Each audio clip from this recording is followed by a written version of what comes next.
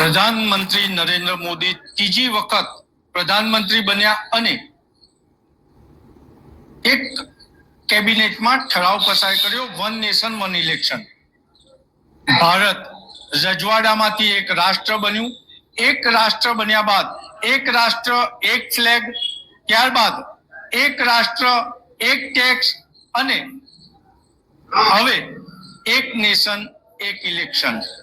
આપણે મંતવ્ય ન્યૂઝ, મારો અવાજ, વડોદરા શહેરના બુદ્ધિજીવી વકીલો પાસે મંતવ્ય લેવા પહોંચ્યા છે કે જે સરકાર વન નેશન વન ઇલેક્શન કાયદો લાવવા જઈ રહી છે, કેબિનેટમાં જેને મંજૂરી આપી દીધી છે, એમાં શું છે અને એનાથી નાગરિકોને પર શું અસર પડશે અને વેપારીઓને પણ આના પર શું અસર પડશે.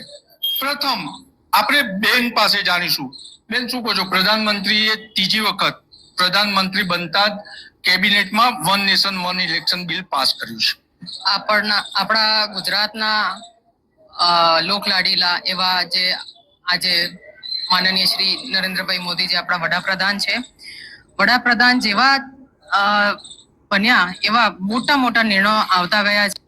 માત્ર વન નેશન વન ઇલેક્શન તો આજે છે, એના પહેલા ઘણા બધા એવા નિર્ણયો પણ લીધા છે, બાળ વિકાસ પર, મહિલાઓ ઉપર અને જે પણ અલગ અલગ ભાષાઓ છે, જે લોકો છે, એની ઉપર પણ ઘણા મોટા એવા નિયંત્રણો આપ્યા છે.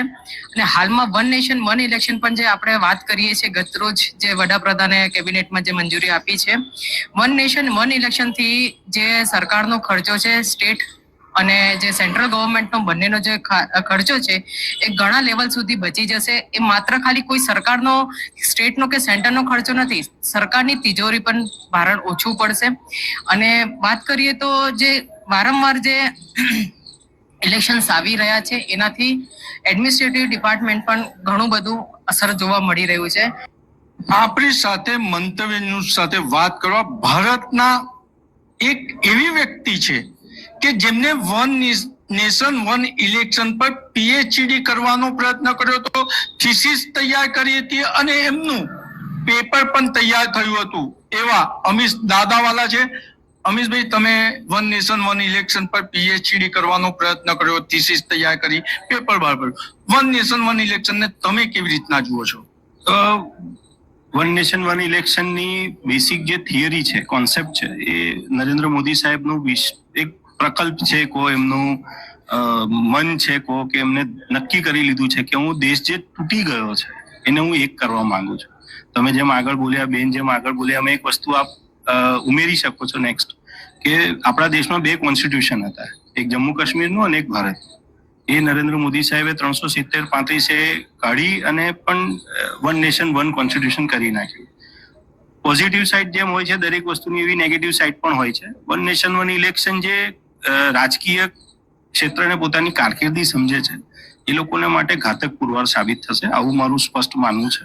મેં મારા જે રિસર્ચના ટોપિક્સ હતા, હાઇપોથેસિસ, મેં એમાં પણ આ મેન્શન કરેલું હતું. એનાથી શું થશે કે જે સારું યુવાધન રાજકારણમાં આવે છે અને આવવું જોઈએ, જેમ ભાજપે નક્કી કર્યું 75 વર્ષ પછીના લોકોને રાજકારણમાં નહીં રાખવા, તો એ લોકોને માટે છે ને આ ફિક્સ ટર્મ જેવું થઈ જશે. કઈ રીતે? હું આપને 1-2 મિનિટ બીજી વધારે લઈ લઉં.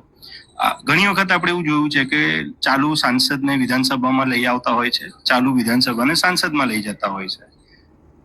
કોર્પોરેટર હોય છે, એ લોકોને એક જાતનું પ્રમોશન મળતું હોય છે. વડોદરાના પૂર્વ મેયર કેવુરભાઈ રોકડિયા આજે વિધાનસભ્ય છે. હવે સમજો વન નેશન વન ઇલેક્શન થાય અને રાજકારણમાં જાતિ સમીકરણો હોય છે, રાજકારણની અંદર પબ્લિક ફિગર, આ બધા ચહેરા હોય છે, તો આ બધી તકો ઘટશે દરેક રાજકારણી માટે. સેમ વે આજે મારી પાસે સમજો એક સારો કોર્પોરેટર છે, જેને હું પોતે એક નાગરિક તરીકે હું ઈચ્છું છું કે મારો વિધાનસભ્ય કે મારો સાંસદ થાય, તો એ પોસિબિલિટી ઘટી જાય છે. અને જ્યારે સમય મળે રાજકારણમાં, લીટી કાપવાનું રાજકારણ લાંબુ હોય છે, લીટી લંબાવવાનું ઓછું હોય છે. એટલે આ બધા ફેક્ટરો વિચારવા જરૂરી છે.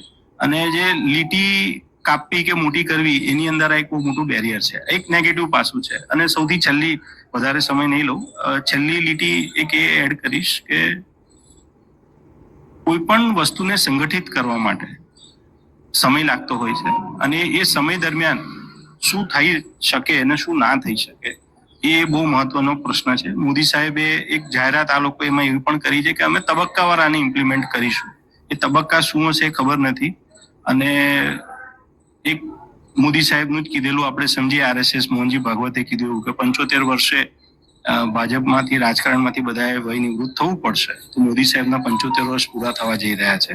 હું ચોક્કસ દ્રઢપણે વિશ્વાસપૂર્વક એવું કહી શકું છું કે મોદી સાહેબના સંકલ્પથી જ આ વન નેશન ઇલેક્શન થઈ રહ્યું છે. હવે મોદી સાહેબ જો 75 વર્ષના થઈ જાય અને મોદી સાહેબ ખુરશી પર નહીં હોય તો શું થશે એ એક બહુ મોટો પ્રશ્ન છે. આ હતા વડોદરા બુદ્ધિજીવી નાગરિકોના મંતવ્ય વન નેશન વન ઇલેક્શન પર. કેમેરામેન કેતન સિંધે સાથે નિલેશ બ્રહ્મભટ્ટ, મંતવ્ય ન્યૂઝ વડોદરા.